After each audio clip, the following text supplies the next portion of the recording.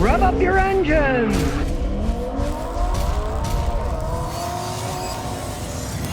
All right, have I lost my mind? This Volvo has a V8 engine in it. You might not have known about it, but it was a fascinating bit of automotive technology. Now, if you look at this Volvo, it's got a moose on it. It looks like a regular Volvo, doesn't it?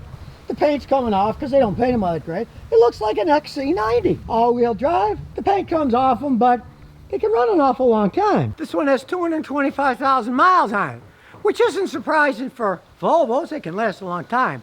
But what's under this hood is what's surprising. It's got a transverse V8 engine. And if you look at it, it kind of looks like one of those Ford Taurus shows that was a V6. There's a reason for this. But strangely enough, the Ford Taurus show, it had a V6 engine, and that one was designed by Yamaha, but built in the United States for Ford. Back in these days, Ford and Volvo had a thing going, so obviously something was going on with Yamaha too. The odd thing about this Volvo V8 was, it was actually designed by Volvo, but it was built in Japan by Yamaha. Now they're powerful engines. They have a racing version of this with twin turbos that puts out 661 horsepower. And the only problem they had when they first built them was vibration, because it's a transverse motor, right? This has to fit where a smaller engine used to fit. So instead of a normal V8 with a wide bank, these have a closer together bank. The V angle on this V8 is 60 degrees. You take a conventional American type V8, it's 90 degrees. They're smoother, they don't need a balance shaft. So they found that they shook too much, so they put a balance shaft in them. And they work perfectly fine. But if you own one of these things before mid-2006 design, the balance shaft had this weird bearing on it. Half was in the engine and half was exposed to the outside. So if people who were fanatics would steam clean their engine, it could damage the seal, and if that bearing went out, $15,000 of engine work later, you're not going to be a happy man. But if you're looking at one that's an early model 2006 or newer, you want to make sure that that balance shaft doesn't have any kind of problems, because if it does, you want to fix it before you drive. I had a customer buy one, he didn't, and the engine blew up, and then he got rid of the car because he was going to spend 15 grand. Some people say it's possible, take the radiator, a bunch of crap out. Volvo says the only way you can work on these engines is to pull the engine transmission out, then work on them, then put it back in, hence 15 grand to rebuild an engine. So you don't want to do that. Well, we'll open this one up and look inside. This has still got the original engine in it. Got 225,000 miles, and let's start it up. Sounds pretty good to me. Now, this thing is whirring almost like a German machine. It sounds great for all that mileage on it. This owner, his family has 3 of these V8 Volvos.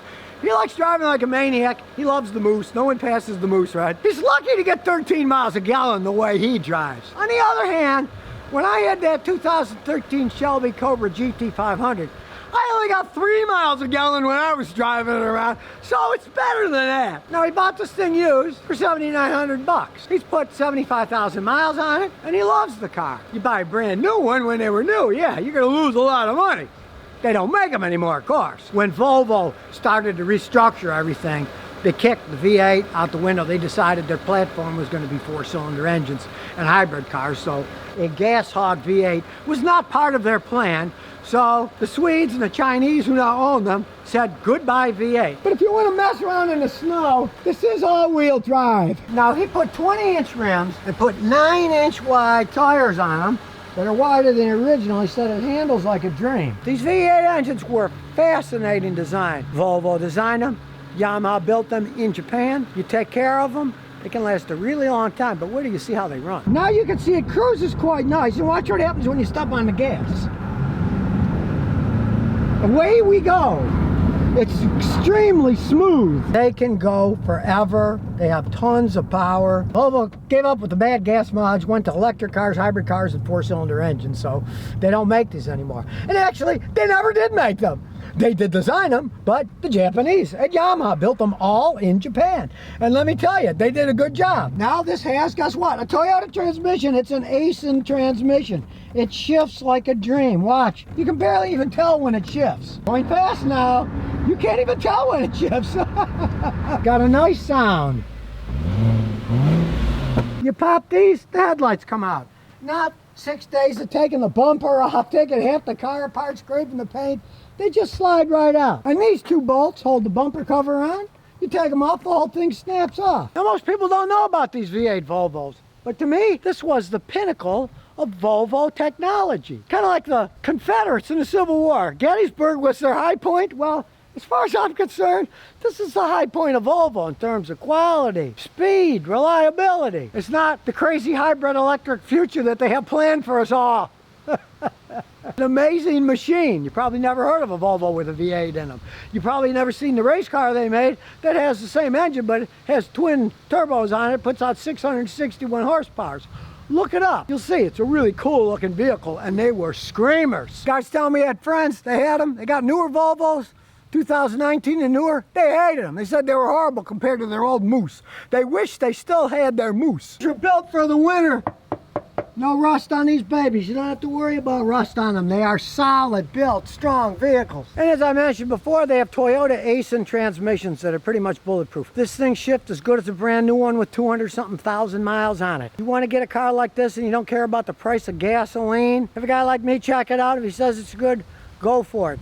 They don't make them like this anymore. But interestingly enough, as you can see, they were starting to worry about ecology even then. This vehicle may include mercury-added devices installed by the manufacturers. Please dispose of them as hazardous waste if you get rid of the car. So you can see even back in the day, this one, they were kind of green. Not with the gas mileage, but with your disposal of it when you were done with it. These things have tons of room. And they got the third row seats. Check them out. There's a battery. You pull the seats out, and out come the seats. And the bottom slide out too. Fascinating design vehicle. They put a lot of thought into this thing. But of course, the main thing was the V8 engine. Designed by Volvo, but built by Yamaha in Japan. And with the rims he put on, you don't think it's a 2007. It looks a lot more like a much newer car. And if you're a wild driver like this guy, put the wider 9-inch width tires on them, he says you can really tell the difference. So much better handling. If you want to see some crazy modifications, watch some of those Russian YouTube videos. They love modifying these things. Shuts the case on a Volvo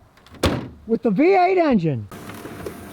And here's some bonus questions and answers. Well, if you've been following the news, you see that Rivian is the first company in the United States to sell electric pickup trucks. But they're not telling you one very interesting fact. The truck, the R1T electric truck, so far, they've only averaged producing 2 of them a day. Obviously, they're rushing it out. You say, we're the first ones, right? The production began 5 weeks ago, and so far they've averaged 2 a day. As of October 22nd, they've only built 56 of these things. We're not talking about mass production. Now, they say that they have 50,000 orders. So if they continue at this rate, it'll take them 60 years to fulfill their orders.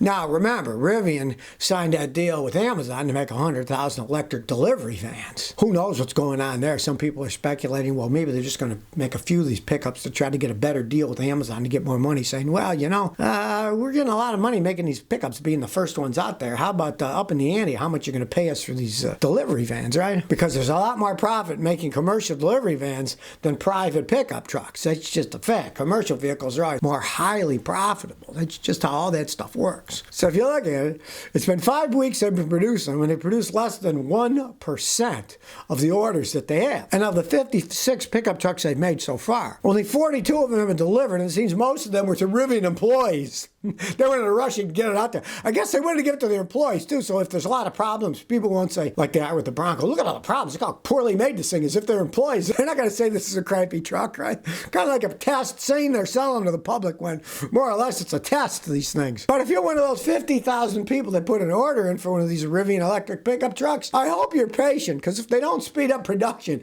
it might be 50 years before you see yours if you're on the end of the list. Ash 702 says, why does my older CRV door make a rattling noise every time before it locks? What seems to be the problem? All right, well, those are actuators, and you push it, ding, ding, click. Well, it means that your actuators are just wearing. They're electric solenoids. As long as it works, I would advise leaving it alone because they're very expensive. They're 100-something bucks a piece. There's 4 of them. Don't worry about it. As they age, the CRVs often get noisy, and as long as they work. And then if the electric door actuators stop working, as long as you can do it manually, do it manually, because if you end up having to replace all 4 of them, you're going to spend a fortune. And it's just a little electric solenoids. Just ignore it. It isn't going to hurt anything. A lot of cars these days, you'll notice if you don't lock your doors, you're driving down the road and all of a sudden auto lock, chunk, chunk. It's just, they're noisy as they age. As long as they work, leave them alone. There's no maintenance, there's nothing involved. They're inside the door. They either work or they don't. And if they're a little noisy, live with it. Won't hurt anything. So if you never want to miss another one of my new car repair videos, remember to ring that bell.